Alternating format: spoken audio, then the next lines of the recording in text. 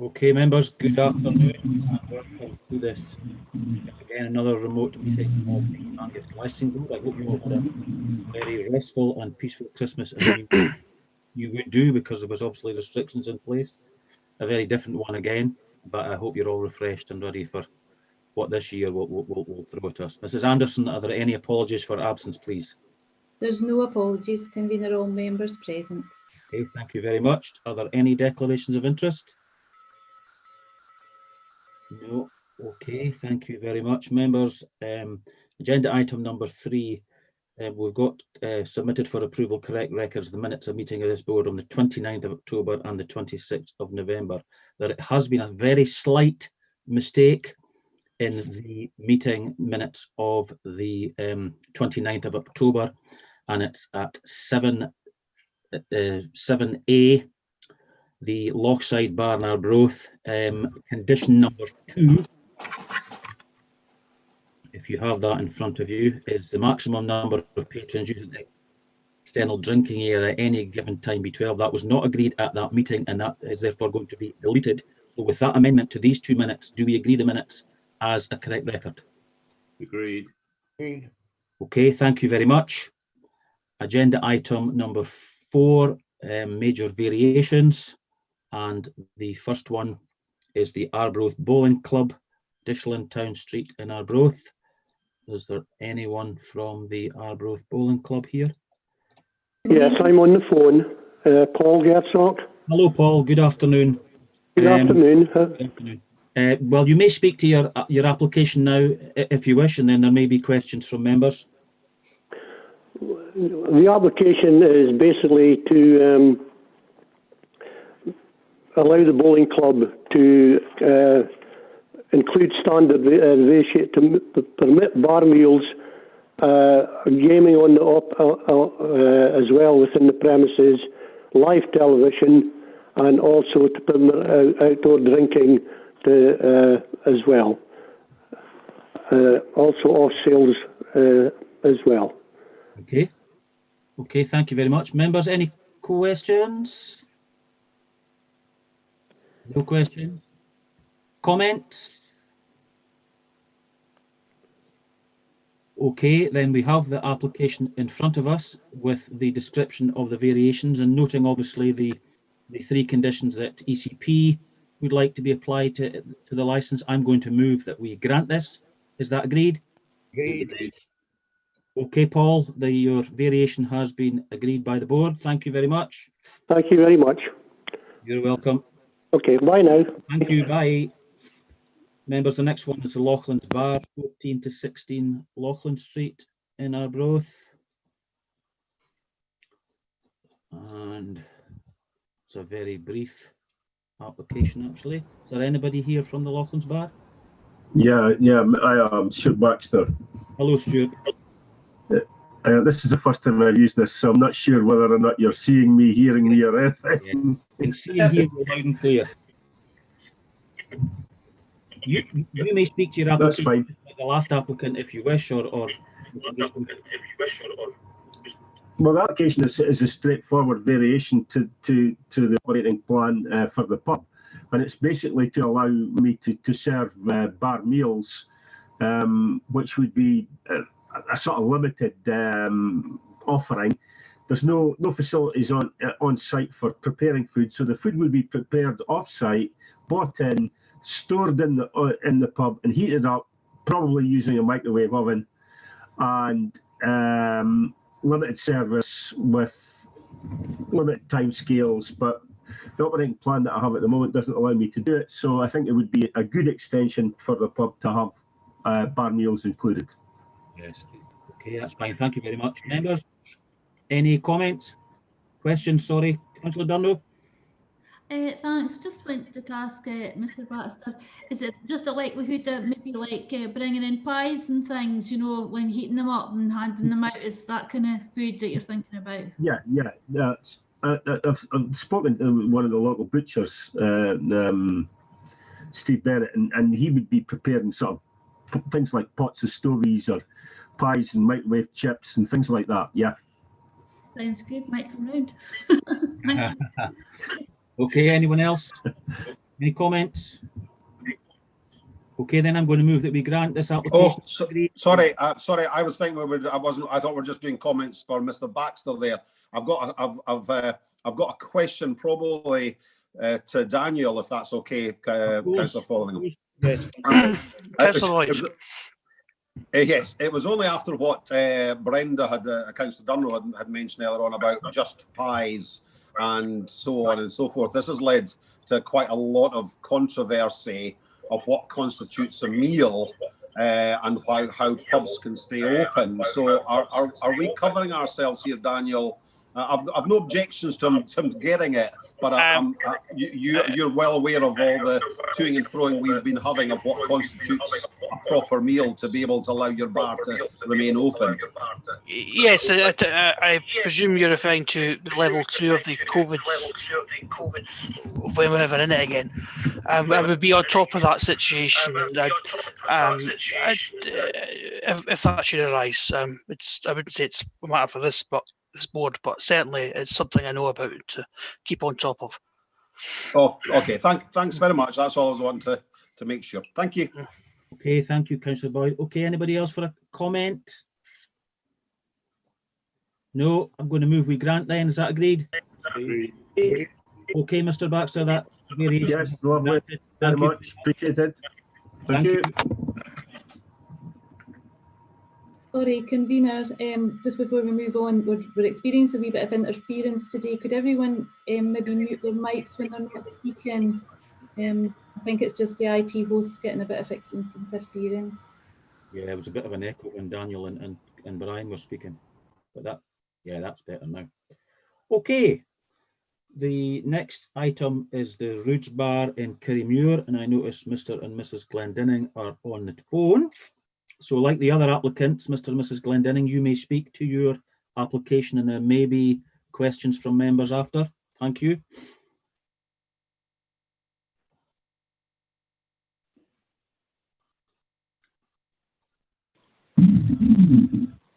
Hi there. Hello, good afternoon. Good afternoon. I wasn't sure if you could hear us. They just came up saying that we were muted in some way. Can you hear us fine now? Yes, fine, absolutely fine. So, like the other two applicants, you can now speak to your application. There might be questions from members afterwards. Hello? Hello. Hi, sorry, we seem to have been kind of losing. Can you hear us okay? Yeah, I can hear you fine now, yeah. Just okay. Well, if you may speak to your application now, and there might be questions from elected members after a minute. Oh, okay then. Right, as far as I know, our application is to add on an extra hour of service Friday and Saturday from 1 o'clock to 2 o'clock. And that's just to accommodate the customers that we have, the more mature customers we have that wish to finish off their last hour of drinking, just in a civilised, sorry, I'm not used to speaking on this here. It's just to have the extra hour those nights to accommodate customers that just want to finish off their evening without a disco or any noise or anything major. Okay, thank you very much. Councillor King, a question? Keep forgetting to unmute myself. Yes, can I ask Mrs. Glendinning, you just said that you are not a disco. Is that correct? You don't provide music and dancing? Just background music. We're not a disco, no. Thank you, that's fine. Yeah. Okay, thank you, Councillor King. Councillor Moore? Thank you, convener. I'm reading the detail about no admission charge after 1 AM. Do you charge an admission charge pre 1 AM? No, we don't have any admission charges. We have customers that, I know it may sound boring, that come in that want to just play darts, dominoes, the pool, etc. They come in, our clientele are more mature clientele. They just want to sit, have a drink, yeah, we have background music if there maybe was the odd time a sing-along or something like that, but it's never anything. We don't do like live music or disco or anything like that. It's really just to finish off their evening, which, you know, which just gives that extra hour. Yeah. Can you just tell me why you think we should breach our own policy? I don't understand. What do you mean, breach your own policy? Our board policy is that on a Friday and Saturday night, we terminate, outlets should terminate at 1 a.m. I'm just wondering why you're thinking that we should accept this extension. Right, well, the public, I don't understand, that's why I said I didn't understand, because the public house next door has a 2 o'clock licence, and that's the reason why our customers were asking us to have, because they didn't want to be paying to go in to the public house next door, who were charging £5 for an hour, and it was a riot. They were having loud music, and it was a younger clientele, and there was always trouble. Can I just ask our licensing standards officer, because there's no reference to a neighbour having different hours. No, that is correct, Councillor Moore. The next door public house does have a 2 o'clock termination. It's not a matter. I mean, the board may wish to be consistent with what it grants, but equally, it's, you know, that in itself is not a reason to refuse it. You know, because next door has 2 o'clock, that's not a purpose to refusing. That is correct, though. It is there. It's a totally different slant on the view, so it would have been nice to have known that in advance. Okay, thank you. I think it's quite clear, Councillor Moore, in Coleman's report, that every application has to be decided on its own merits, whether it goes against policy or not. I think that's important. I'm having difficulty hearing you for interference. Yeah, it's quite bad actually. I'm having difficulty as well. Councillor King, your hands up again. Yes, convener. Can I ask? I think the licensing standards officer. What is the name of the premises, and are they classed as a discotheque? It's the Ogilvy Bar, Councillor King, I believe, and no, they are not classed as a discotheque. Do they provide music for dancing? Well, I'll check their operating plan if you give me a moment. Yes, we do. I've never been there, but I don't know off the top of my head.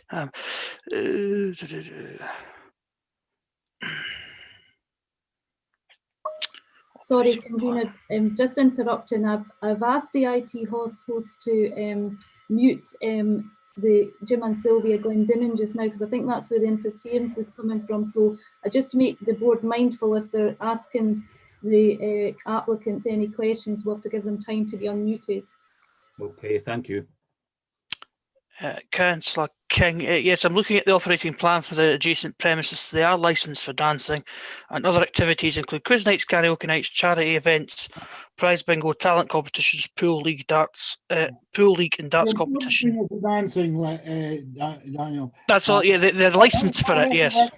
That it was the Ogilvy Arms, and they were licensed. They had a disco, and that's why they got 2 o'clock. It's fine. Thank you. Councillor Moore, your hands up again. Was it?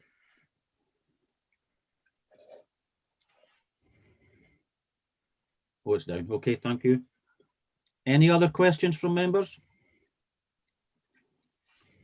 Okay, comments. Mr. Coleman, do you wish to? Councillor King, sorry, Councillor King. Alec, you're on mute. I feel that this application, if granted, would drive a coach and horses through our policy. And on the back of this, we would have umpteen applications from pubs all over Angus to start opening till 2 o'clock, then 3 o'clock, then 4 o'clock. We have a policy for a purpose.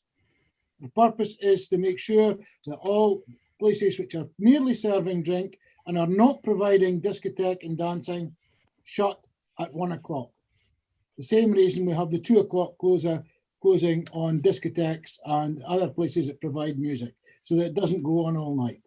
I think if we were to grant this, we'd be opening the floodgates and we'd be bombarded for the rest of the year with people wanting to extend their hours. Plus, at this time of COVID-19, people are not meant to be in pubs. They're supposed to be staying at home. We've seen the rapid expansion of the numbers that are being affected by COVID-19 being clearly linked to communicating between people in places like pubs. We should not be encouraging further hours at this stage. And certainly I would be totally opposed to breaching our policy. Thank you, Councillor King. Mrs. Kimmett, your hand's up. Yes, convener. It might be that you want to hear from other members first, but I'm happy to give the board some advice in relation to the policy, and the decision would be being out with policy if it was granted today. But you may wish to hear from other members if before I do that. Yeah, okay, thank you. Councillor Whiteside. Thanks, convener. While I've got a sympathy for some of the points that Councillor King made, I'm wondering if I can get a little bit more information about why the hours were extended in the neighbouring pub. I think we need to be a little bit consistent, or there has to be a good reason for us not being consistent. So if there's any more information available, and also quite happy to hear Lindsay's advice. I think that'd be useful. Yeah, thanks, Beth. That's what I was just going to ask as well. Mr. Coleman, do you want to answer Councillor Whiteside's, or Mrs. Kimmett do it? I'm happy to let Lindsay proceed first. I'll look something up.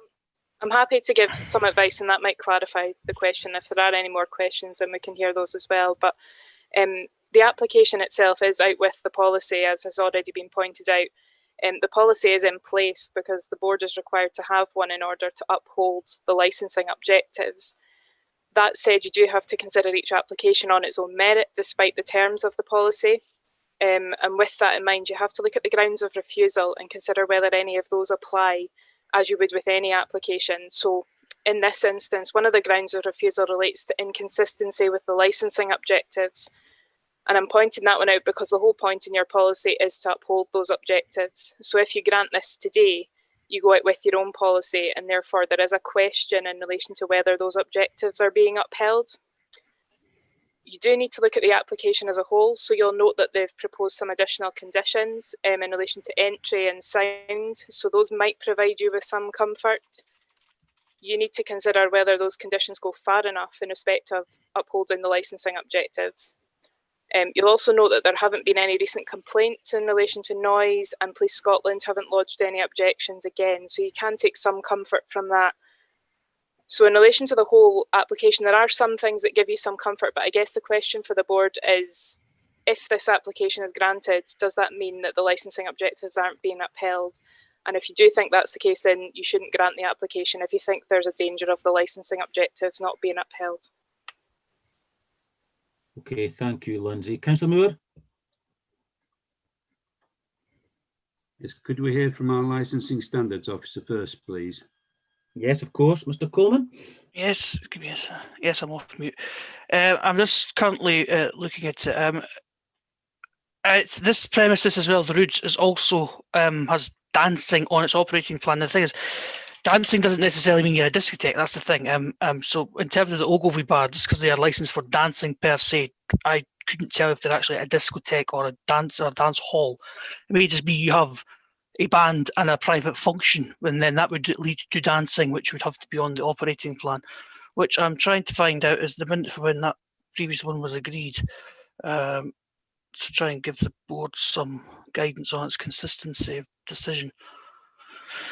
It's hard to find. Convener, while Mr. Coleman looks, I would suggest that the Ogilvy Arms had a 2 o'clock licence because of grandfather rights going back many years. Yeah, I think I remember something at this at Councillor King when we, yeah. It was granted in 2015, well, 2016 right at the start. Could well be the February meeting from that year. Yes, but was that not after they closed another part of the premises? I think Councillor King, at that time, the owner, did he not agree to give up his nightclub licence or something? And with something like that. That's my recollection, because my recollection over many years is that the Ogilvy Arms was operating a nightclub. They closed the nightclub, or if they could get discotheque on grandfather rights for the rest of the pub. So this is a continuation of a long-standing disco-type operation. Yeah, I remember something like that as well.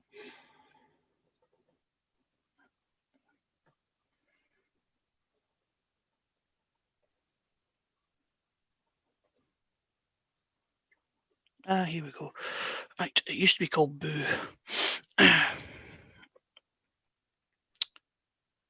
Yes, that is correct. The applicant has seeks to extend the core times to 0200 hours on a Friday, Saturday night. The applicant has also indicated that the application is successful. They will surrender the licence and close the adjacent nightclub Buddies. So yes, that is correct. That's why that had happened.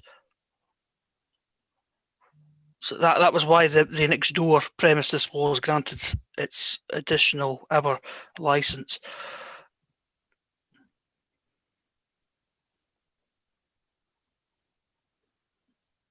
Does that answer your question, Councillor Moore? Or do you have another one? Not so much a question as a comment. Okay. Well, I think we can just go to comments, because I don't think anybody else with their hand up for Convener, questions. I think Councillor Brown's wishing to say something. It would be a comment in support of Councillor King. Okay, thank you, Councillor Brown. Councillor Moore, comment? Thank you, Convener. Yes, I'm very much in the camp with Councillor King that I think we have a policy in place for a reason. Sorry, Convener, if we're going to be moving to any motions of that, I think we should give the applicant a chance to sum up. Oh yes, of course. Mr. and Mrs. Glendinning, do you have anything further to say before we go to comments? The IT host could unmute Mr. and Mrs. Glendinning.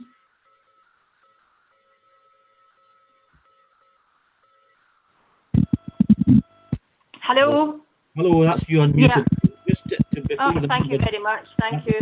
Well, I must admit, I've totally lost mostly everything that was discussed there.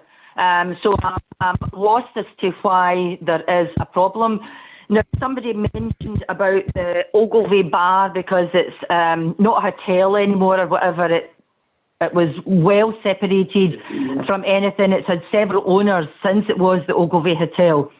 The Ogilvy Bar is a pub, is a separate entity from the Buddies nightclub that the owners of the Ogilvy Bar have just now when they sold it off or leased it off, whatever it is that they're doing. And when they closed down the nightclub, and it was closed for just over a year before they leased it to someone else to open it as another pub, they were granted in some way, how we don't know, their 2 o'clock licence to carry on because they were closing down a nightclub. But that licence was given to a public house, not to another nightclub. So I can't understand the councillors' intimation on whatever the policy was about not giving pubs these later licences when they in fact gave a pub a 2 o'clock licence. Now, that place has had numerous problems over the years, more so since they had this. This is why we asked to apply for this extra hour, because we had older clientele, because Kerry is a place where the people come out later, especially a Friday and a Saturday. People are working, etc. Don't come out till later in the evening. So that's why they're sitting about and they're enjoying a few drinks till that wee bit later in the morning. And because we had customers leaving us at 1 o'clock when we were closing, maybe just wanting that extra hour of chilling out, etc., a few more drinks, but were having to go either leave us early to go in next door before the 1 o'clock curfew, where they had to pay £5 to get in. And sometimes there was that much carry on and whatever, they were maybe getting one drink and then it was closing time. And because we had so many customers asking, could we not have that? That's why we thought we would apply for it, because we don't have any problems and we never had any trouble.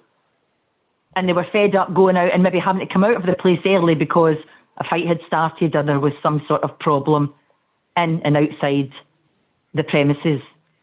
So that's why, yeah. And the fact that there wasn't supposed to be any admission after 1, but that wasn't happening. That aside, we do understand the situation at the moment with the COVID. We didn't apply for it because of the COVID. Everywhere is closed.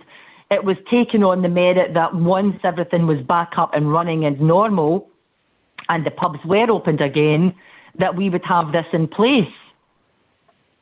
I mean, if it was a case of, I don't understand why then the licensing are taking this on.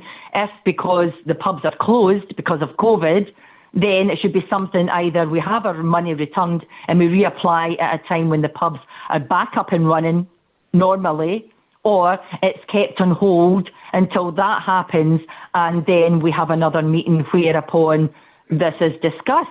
I mean, it's one or the other. But I just can't understand the councillors, as I said, negativity because of their licensing policy. It's either you have it or you don't have it, which I'm quite happy with, but I don't think that it is fair that a public house next door that has so many problems, etc., is allowed to have this 2 o'clock opening and nobody else can get it. I don't really know what else to say. It's just that wee bit harder on a phone. Thank you. Mr. Coleman, not to put you on the spot again, have we had any issues? Have you had any issues with the neighbouring properties? Not Ogilvy Bar reported to me. Other ones I have, but in that area, but not the Ogilvy Bar. That has not been reported to me. Okay, thank you. Councillor Moore? Thank you, convener. I'm not happy about the extra hour.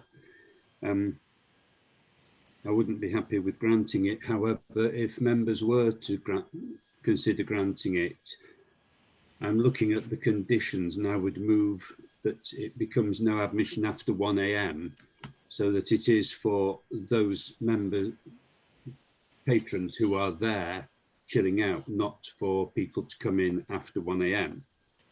Mm-hmm. Okay, yep, that's enough. Councillor Moore. Councillor Whiteside?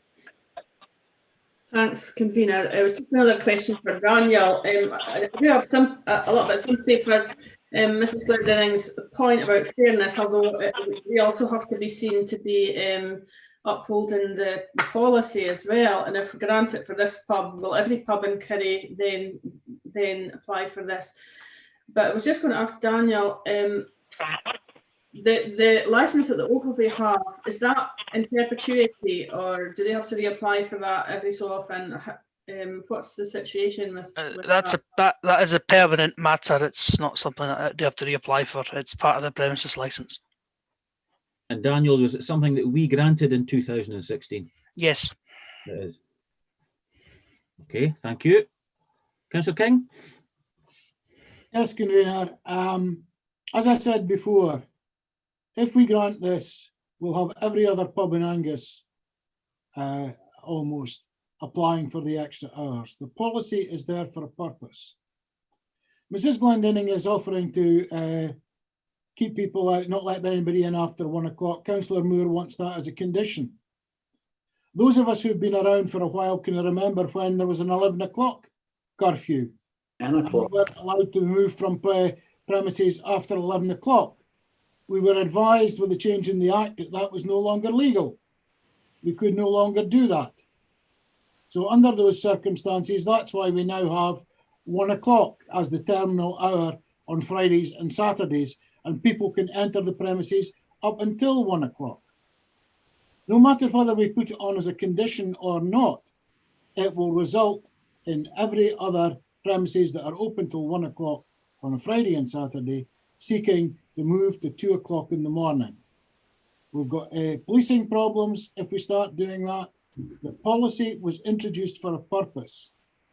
And I'd feel that if we were to grant this, we would be driving a coach and horses through the policy. And as we're at the situation now where we can take motions, I'm going to move that we refuse this application because it would result in a breach of our published policy. Do you have a seconder, Councillor King? I would second, Councillor. Okay, well, maybe I'll have my little say now then, guys. And I respect what everybody has said, as we all do. We're all colleagues. But I have certain sympathy, and I see we've got a policy. I agree we've got and the reasons for it. But the hospitality industry, in my view, has been one of the most hardest hit in this pandemic. Most of the time it's been closed, and when it has been open, it's had huge restrictions placed upon it. And for me, I think at this we can always deal with it. If we grant this, and I'm not saying we will, because everybody's got their view, but if we do, it then helps these people to get some of their business back, in my view. There's no complaints against this premises. The police have not lodged an objection. ECP have not lodged an objection, and Mr. Coleman's telling us that he's never had any issues with it.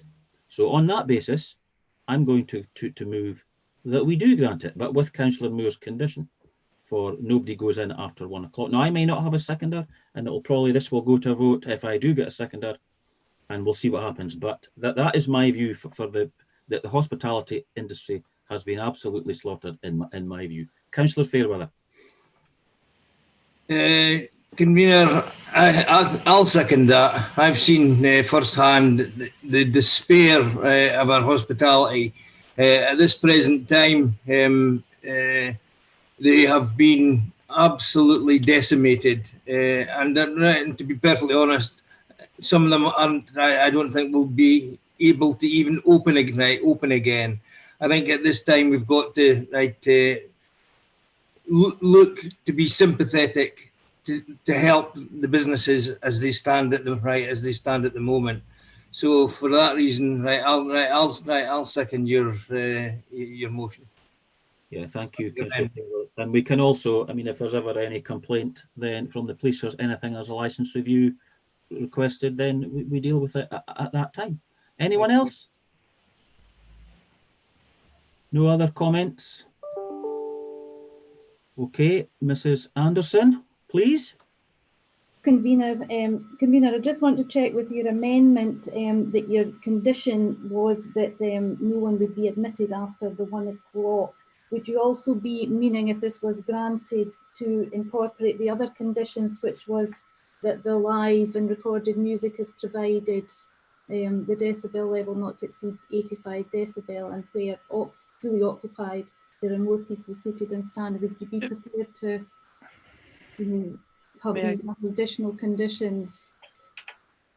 Mr. Coleman? Yes, thank you, Mr. Convener. And just to C and D there on that part, they are part of the operating plan. You tick them to say, I will not exceed 85, or there will be more people seated than standing. So if that was breached, it would be a breach of the operating plan itself. And it could be dealt with in that situation. I don't think it needs to be an actual condition, but could else following on that, in the second page of my report, there is a condition that must be imposed in terms of legislation about first aid. If this was granted, I would be grateful if it was read out and made sure that members were well aware that a person trained to the satisfaction of the licensing board in administering first aid must be present on the premises until 2 AM. It would be in this circumstance, from 1 AM till 2 AM. I think it would be an additional condition, the first aid one. Yeah. Okay, so the motion in front of the committee, the board today, is moved by Councillor King, seconded by Councillor Brown, that we refuse the application. Now, we're just dealing with, just so the board are clear, we're just dealing with item 1 just now, which is the core times, which is amending the terminal hour on Friday and Saturday from 1 AM to 2 AM, when alcohol will be sold for consumption on the premises. Parts 2 and 3 will be considered after this vote. So we're only voting on the part 1 of this application. And Councillor King is moved that we refuse the additional hour, the 1 o'clock to the 2 o'clock, as it is inconsistent with the licensing objectives and it would result in a breach of the licensing policy. And this motion was seconded by Councillor Brown. The amendment, which was moved by Councillor Fotheringham, seconded by Councillor Fairweather, is to grant the additional hour until 2 AM, with additional condition that no one is admitted after 1 AM. And Daniel, if I'm right, then the first aid condition would also be if this was to be granted. Is that correct? Okay, so we're voting for the motion, which is refusal, and the amendment, which is to grant with conditions. Convener, motion or amendment? Amendment. Councillor Moore, Amendment. Councillor Boyd, Motion.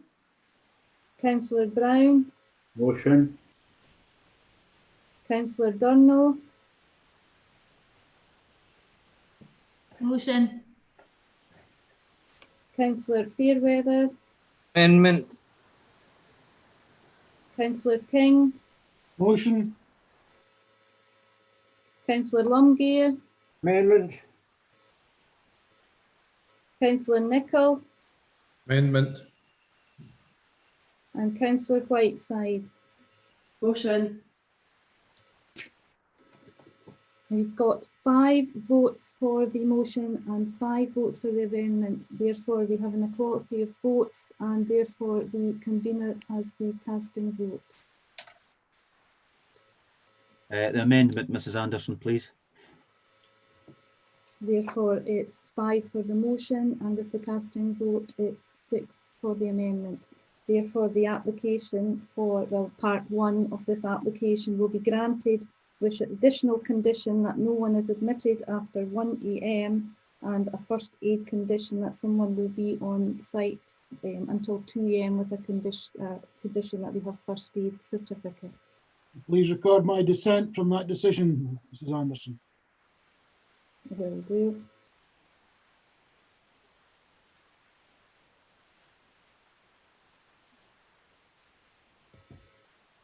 Convener, the board still requires to consider part 2, which is the operating part, and part 3, which is the seasonal variations. Okay, thank you, Mrs. Anderson. Members, we have the application in front of us.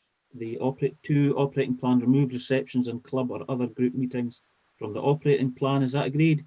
Agreed. And 3, the seasonal variations, the addition of Boxing Day. Is that agreed? Agreed. Agreed. Okay then, on that basis, Mr. and Mrs. Glendinning, with the conditions that we've put on, your application has been granted. Sorry, IT host, will you maybe? Yeah, that's fine. Hi, if you could just repeat that, please. Thank you. Just to say, with the 2 conditions we put on about the first aid person being there after 1 AM, and no new people will be admitted to your premises after 1 AM. The board have granted your application. That's lovely. Thank you very much. Yeah, and as I said, I appreciate everybody's views for and against, but if they don't know the pub, they know that we run a tight ship, and it really is just for a good evening. But thank you very much for your time. Thank you. Okay, thank you very much. Thank you. Goodbye. Bye. Okay, members, agenda item number 5, we're asked to note the occasional licenses granted under delegated approvals. Are they noted? Noted. Noted. Thank you. Number 6, premises license minor variations under delegated approvals. Are they noted? Noted. Thank you. Number 7, personal licenses under delegated approvals. Are they noted? Noted. The final item, the confirmation of provisional premises licenses under delegated approvals. Are they also noted? Noted. Okay, thank you very much. Now, as Mrs. Anderson said, we'll just keep the live stream on, and we will move. I'll give you a second or two, because I'll need a second or two as well to get my papers up.